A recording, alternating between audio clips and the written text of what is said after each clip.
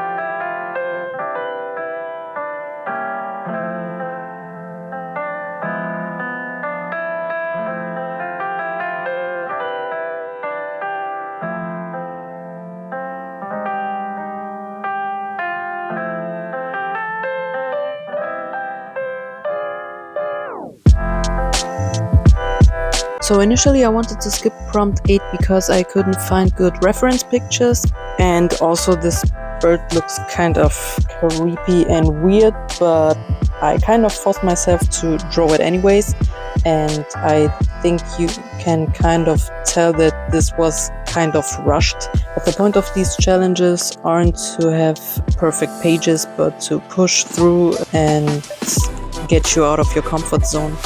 I tried to keep this quite simple. I use a micron pen, some Ecoline brush pens and some polychromos for details. And since the bird in itself is kept simple, I wanted to add a bit more to the page with adding some night background. Anyways, this is a weird looking bird, not just my drawing of it, but the bird itself. Anyways, I'm glad I didn't skip this prompt, even though I don't love the result. These challenges are meant to have perfect pages, but just to experiment, get out of your comfort zone and have fun with it.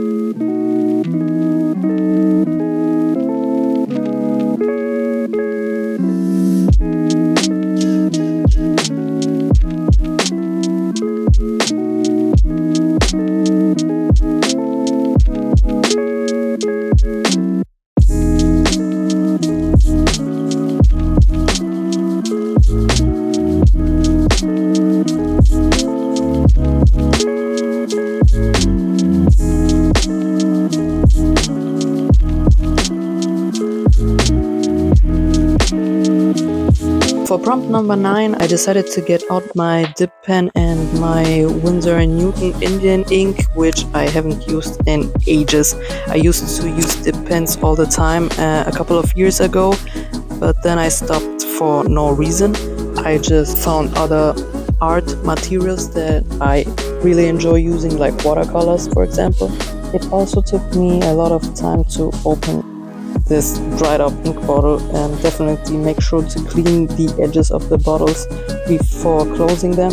Anyway, since these penguins are just black and white with a bit of brown, putting the focus on ink was a good choice. I do need some practice in it because my pen stroke didn't feel very natural and confident, but the more I kept drawing, the more comfortable I got with the dip pen. So in the future, I definitely want to start using dip pens again in my work. So these 2 pages overall are quite simple, but as I said in prompt 8, you don't have to have a perfect full-on painting for every prompt with these challenges. So sometimes you can have fun with simple sketching stuff like these 2 pages.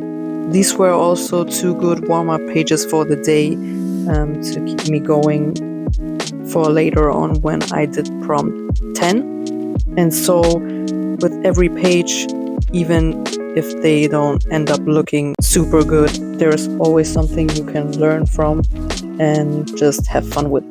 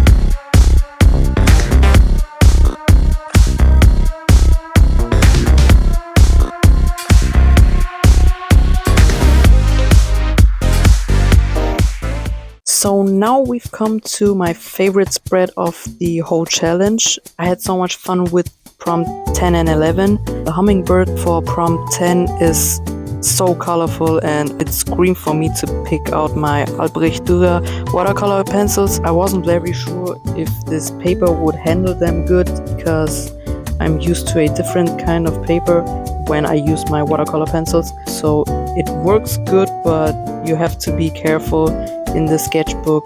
By the way, this is the Venezia sketchbook by Fabriano.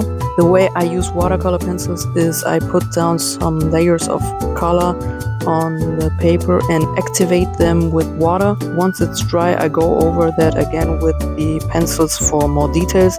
You have to be very careful on this paper when activating with water to not pick off the entire pigment. This paper is very smooth, so it happens very easily, but I managed to make it work. That's why I focused on the first bird only at first, so I could eventually pick something else for the second hummingbird at the bottom. But everything worked out good, and I absolutely love how the colors look. It was the perfect pick for this hummingbird. To be honest, I bought these watercolor pencils like 9 years ago, and when I used them for the first time, I couldn't for the life of me understand the point of using watercolor pencils, so they sat unused in my house for years. I wasn't even using watercolors at the time at all. I just used ink and graphite, so I didn't know how to use them, and looking back at it, I don't even know why I bought them, but anyways, last year I decided to give them another chance since I have more experience in drawing and painting than I had when I bought them. And if you've watched a couple of my videos, you know I love to use these pencils for fish and seashells illustrations. And now after these 2 pages, I'll have to add colorful birds to the list. So after finishing the hummingbird page, I wanted to use watercolor pencils for prompt 11 as well. I just love the kind of vintage watercolor animal illustration look you can get with these pencils. Just like, you know, those old vintage botanical animal books. That's the kind of vibe I get from them. And also working with them is a very quick and fun process. You have to put down enough pigment to be able to activate with water, and you don't have to waste time going too much into detail before activating with water, because you would kind of erase them, if that makes sense. So keep it simple, make sure you have enough pigment on the paper, and add the details later on after everything is fully dried, which doesn't take too long.